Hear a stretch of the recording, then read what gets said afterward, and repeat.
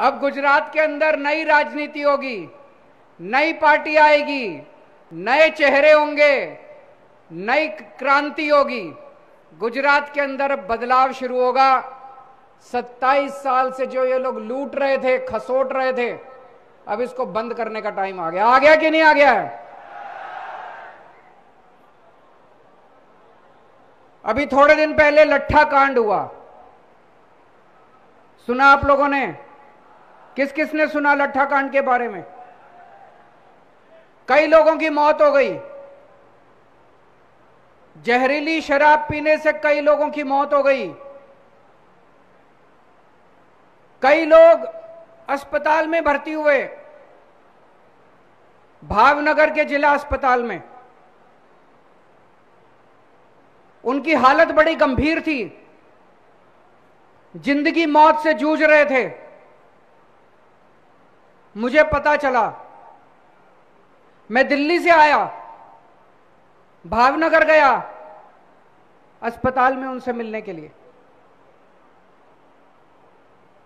उनसे मैंने बात की, पता चला। मैंने कहा क्या क्या हुआ था? उन्होंने बताया कि शराब बेचने वाला आया था। तो मैंने कहा कि शराब छुप छुप के बेचते हैं क्या? बोले नहीं सर, रोज आते हैं शराब बेचने, खुलेआम बेचते हैं। खुलेआम बिकती है क्या शराब? आप लोगों से पूछना चाहता हूं, गुजरात में खुलेआम शराब बिकती है क्या? बोले खुलेआम बेचते हैं। हमने शराब पी और उस दिन हमारे साथ ये हो गया। मुझे बहुत दुख हुआ। बहुत गरीब लोग थे, बहुत गरीब लोग थे, बहुत दुख हुआ मुझे। लेकिन दोस्तों, मुझे ज्यादा दुख इस बात का हुआ कि गुजरात के मुख्यमंत्री भूपेंद्र भाई पटेल उन लोगों से मिलने के लिए अस्पताल नहीं गए। मुझे ज्यादा दुख इस बात का हुआ कि जिन लोगों की मौत हुई, जहरीली शराब पीने से जिन लोगों की मौत हुई, गुजरात के मुख्यमंत्री उनके परिवार के लोगों से मिलने के लिए उनके गांव में नहीं गए। हर चीज में वोट नहीं होती, हर चीज में वोट नहीं देखी जाती। से मिलने नहीं गए, अस्पताल में भी नहीं गए, जिन लोगों के घर में मौत हुई थी उनके घर में मिलने के लिए भी नहीं गए।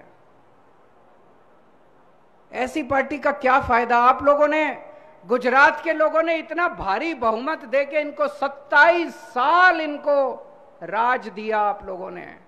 या आपके घर में मौत होने पे आपसे मिलने भी नहीं आते? क्या फायदा इस बात का? उन्हीं को साथ दोस्ती, दोस्त तो वो होता है ना जो दुख में काम आए। होता है कि नहीं होता?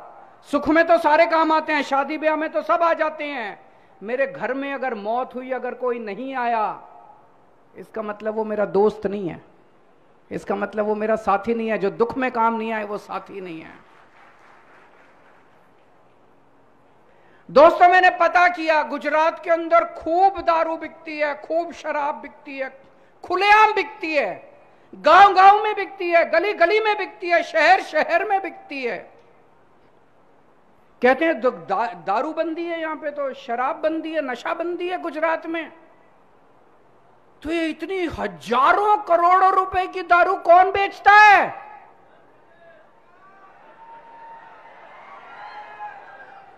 हजारों करोड़ों रुपए की दारू कौन बेचता है? किसका धंधा है ये? कौन पैसे कमाता है इससे?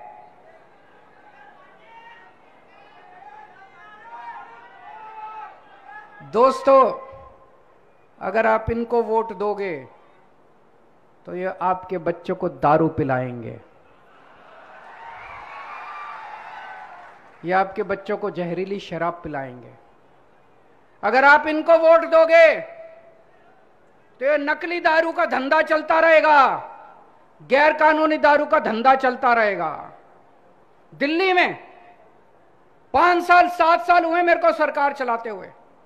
दिल्ली में हमने शानदार स्कूल बना दिए, इतने अच्छे स्कूल। गरीबों के बच्चे, रिक्शे वाले के बच्चे, मजदूर के बच्चे, दलितों के बच्चे अब इंजीनियर बन रहे हैं, डॉक्टर बन रहे हैं, वकील बन रहे हैं, बड़े बड़े बिजनेस आइडिया लेके आ रहे हैं, शानदार शिक्षा मिल रही है, शानदार स्कूल बना दिए, शानदार अस्पताल बना दिए, रोजगार दिए मैंने बच्चों को।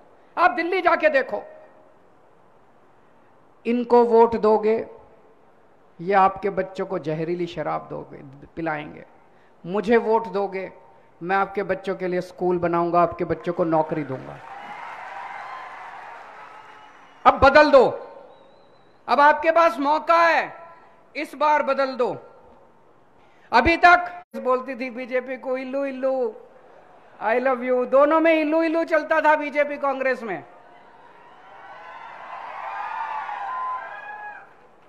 दोनों में इल्लू इल्लू, दोनों खूब ऐश कर रहे थे दोनों मिलके। आप कांग्रेस को वोट देते थे, वो जाके बीजेपी में बैठ जाते थे। अब ये बंद होगा, अब ये नहीं चलेगा, अब ये इल्लू इल्लू की राजनीति नहीं चलेगी, अब ये बंद करनी है इल्लू इल्लू की राजनीति। अब ईमानदारी की राजनीति चलेगी। अब ईमानदार पार्टी आ गई है गुजरात के अंदर, आम आदमी पार्टी आ गई है गुजरात के अंदर। अब ईमानदारी की राजनीति चलेगी, ये बंद करना है। कांग्रेस को वोट देने से कोई फायदा नहीं है। इस बार एक भी वोट कांग्रेस को नहीं पड़ना चाहिए, हर वोट आम आदमी पार्टी को, झाड़ू को पड़ना चाहिए। कांग्रेस में कई नेता तो छोड़ के बीजेपी में चले गए, कई नेता चुनाव के पहले चले जाएंगे, और जो बचेंगे वो सारे चुनाव के बाद चले जाएंगे कांग्रेसी। तो अब कांग्रेस में कुछ नहीं बचा। ये वाला चुनाव सीधे सीधे आम आदमी पार्टी और बीजेपी के बीच में है। आम आदमी पार्टी मतलब ईमानदार पार्टी, आम आदमी पार्टी मतलब देशभक्त पार्टी, नई राजनीति, नए चेहरे, नई सोच, नई उमंग, नई एनर्जी। और भाजपा मतलब जहरीली शराब, भ्रष्टाचार, नकली दारू। आज मैं आपके बीच में आपके मुद्दों के बारे में बात करने आया हूं। मेरे को भाषण वाषण नहीं आता, मेरे को राजनीति करनी भी नहीं आती, मेरे को पॉलिटिक्स नहीं आती, मेरे को काम करना आता है, मेरे को देश के लिए काम करना आता है। मैं भी आम आदमी हूं। आज से 10 साल पहले इस देश में केजरीवाल को कोई नहीं जानता था। एक आम आदमी हूं मैं, इसीलिए मैं एक आम आदमी की समस्या समझता हूं। एक आम आदमी कैसे बड़ी मुश्किल से पैसे कमाता है, अपने बच्चों को पालता है, परिवार को पालता है, महंगाई हो गई है। तो आज मैं आपको कुछ गारंटी दे रहा हूं। गारंटी क्यों दे रहा हूं? गारंटी का क्या मतलब है? ये चुनावी वादा नहीं है। ये लोग भी आएंगे, बीजेपी कांग्रेस वाले भी आएंगे, कहेंगे ये हमारा मैनिफेस्टो, ये घोषणा पत्र, ये हमारा संकल्प पत्र, वो सब झूठे होते हैं। गारंटी मतलब आप टीवी खरीदने जाते हो मार्केट से, टीवी वाला आपको 2 साल की गारंटी देता है कि अगर 2 साल में टीवी खराब हो गया तो वापस।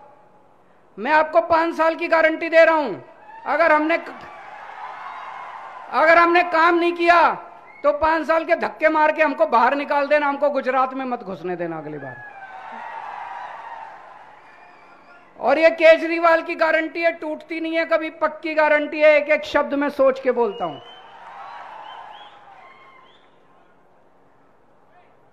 पहली गारंटी जो अभी महेश भाई ने कहा, आदिवासी समाज के लिए हमारे संविधान के अंदर अलग व्यवस्था की गई है।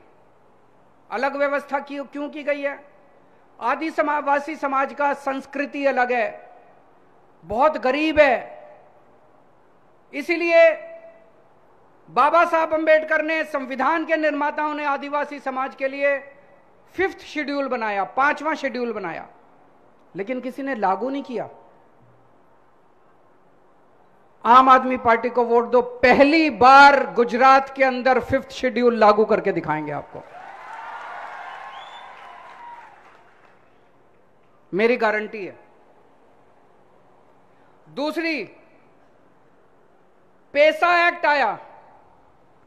पेसा एक्ट कहता है गांव सभा, ग्राम सभा विधानसभा से भी बड़ी होगी, संसद से भी बड़ी होगी।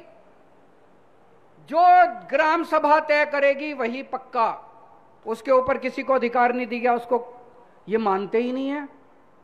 ग्राम सभा बेचारी कहती रहती है, प्रस्ताव पारित करती रहती है, ये पुलिस भेज के सारी जमीनों पे कब्जा कर लेते हैं। करते हैं कि नहीं करते हैं? अब ऐसे नहीं होगा। अब ग्राम सभा सुप्रीम करके दिखाएंगे। गुजरात के अंदर ग्राम सभा सुप्रीम होगी, जो ग्राम सभा कहेगी वही होगा। पैसा एक्ट को लागू करके दिखाएंगे। पैसा एक्ट को गुजरात के अंदर पहली बार लागू करके दिखाएंगे। तीसरी बात, ट्राइबल एडवाइजरी कमेटी, उसका मतलब है यह तय करना कि आदिवासी क्षेत्र के अंदर कितना पैसा कहां खर्च होना चाहिए, आदिवासी लोगों के विकास के लिए क्या काम करना चाहिए, आदिवासी समाज के क्या मुद्दे हैं, उनका निस्तारण कैसे करना चाहिए। तो ये तो ट्राइबल वाले ही बताएंगे ना, आदिवासी समाज ही तो बताएगा उनकी क्या समस्या है। उसके चेयरमैन के रूप में मुख्यमंत्री बैठ जाते हैं। मुख्यमंत्री को क्या पता आदिवासी समाज की क्या समस्या है। ये बंद करेंगे। ट्राइबल एडवाइजरी कमेटी का चेयरमैन होगा आदिवासी समाज से कोई व्यक्ति को, ट्राइबल ऐसे व्यक्ति को बताएंगे जो समाज के बारे में जानता है। आदिवासी समाज के व्यक्ति को बनाएंगे, ऐसे व्यक्ति को जो कि समाज जिसकी इज्जत करता है और समाज जिसको जो समस्याओं को जानता है। दोस्तों, मैं आपसे पूछना चाहता हूं, दिल्ली में जब हमारी सरकार बनी बिजली बहुत महंगी थी। 2015 में हमारी सरकार बनी, उसके पहले बिजली बहुत महंगी थी। हमने दिल्ली में आके सबके लिए बिजली फ्री कर दी। दिल्ली में फ्री बिजली मिलती है, फ्री बिजली मिलती है। फ्री मतलब जीरो बिल आता है, जीरो, कोई टैक्स ये फलाना ढिमका कुछ नहीं, जीरो बिल आता है। पंजाब में अभी कुछ दिन पहले, 4-5 महीने पहले हमारी सरकार बनी है, मार्च में। हमने पंजाब में कहा था हमारी सरकार बनेगी, हम बिजली फ्री करेंगे। 3 महीने के अंदर सरकार बनते ही 3 महीने के अंदर हमने पंजाब में बिजली फ्री कर दी। अभी पिछले हफ्ते 25 लाख परिवारों के पंजाब में जीरो बिजली के बिल आए हैं। जीरो जीरो जीरो, कोई अगला पुराना ये वो सर्विस टैक्स फलाना कुछ नहीं, जीरो बिजली के बिल। और अगले हफ्ते 26 लाख और 51 लाख 51 लाख परिवारों के पंजाब में जीरो बिल आएंगे। अब हर महीने 51 लाख परिवारों के। गुजरात में जीरो बिल चाहिए कि नहीं चाहिए? जरा हाथ खड़े करके बताओ, दोनों हाथ खड़े करके बताओ, जीरो बिल चाहिए कि नहीं चाहिए? जीरो बिल चाहिए कि नहीं चाहिए? ये लोग मेरे को गालियां दे रहे हैं। ये लोग कहते हैं केजरीवाल पैसे लुटा रहा है, केजरीवाल फ्री की रेवड़ी बांट रहा है। केजरीवाल पैसे लेके स्विस बैंक में नहीं लेके जा रहा, जनता का पैसा है, केजरीवाल जनता पे लुटा रहा है। दोस्तों, आज इतनी महंगाई होगी, इन लोगों ने इतनी महंगाई कर दी, इतनी महंगाई कर दी। अगर मैं गरीब लोगों के घर में थोड़ी सी खुशी ले आता हूं, उनका बिजली का बिल जीरो कर देता हूं, बताओ मैं क्या पाप करता हूं? लाखों करोड़ों लोगों की दुआएं हैं मेरे साथ। मेरे पास बैंक में कोई बैलेंस नहीं है, मेरे पास कोई पैसा नहीं है, मेरी पार्टी भी फक्कड़ है, मैं भी फक्कड़ हूं। लेकिन आज जो देश भर में इतना समर्थन मिल रहा है, वो केवल आपकी दुआओं का नतीजा है, आपके आशीर्वाद का नतीजा है।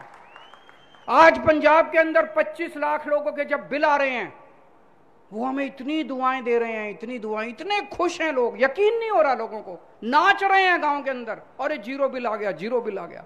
यकीन नहीं होता, आजादी के बाद 75 साल में लोगों के जीरो बिजली के बिल आने लगे हैं।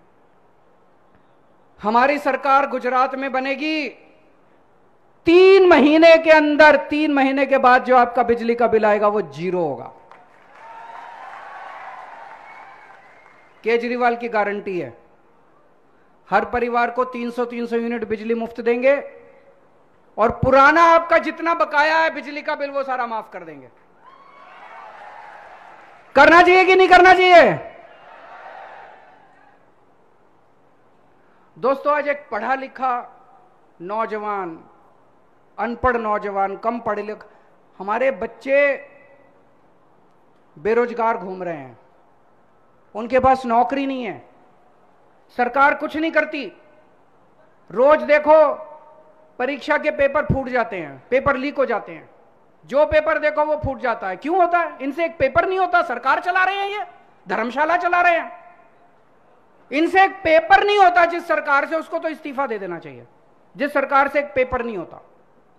तो दोस्तों, मैंने दिल्ली में पिछले 5 साल में 12 लाख बच्चों को रोजगार दिलवाया है, 12 लाख बच्चों को। वेबसाइट के ऊपर है, मैं झूठ नहीं बोल रहा। 12 लाख बच्चों को रोजगार दिलवाया है। मेरे को नौकरी दिलवानी आती है, मेरी नीयत भी साफ है, मैं बच्चों को रोजगार दिलवाना चाहता हूं, उनके घर में खुशियां देखना चाहता हूं। हमने गुजरात के युवाओं को वादा किया है, हमारी सरकार बनेगी, हर बेरोजगार युवक को 5 साल में हर बेरोजगार युवक को रोजगार दिलाएंगे। और जब तक रोजगार नहीं मिलता तब तक 3,000 रुपए महीने के हिसाब से बेरोजगारी भत्ता मिलेगा। होना चाहिए कि नहीं होना चाहिए? ये मेरे को खूब गालियां देते हैं, केजरीवाल कमीना है, केजरीवाल पैसे लुटाता है, केजरीवाल ये है, केजरीवाल वो है। मेरे को फर्क नहीं पड़ता, मेरा तो आपके साथ इल्लू इल्लू का रिश्ता है।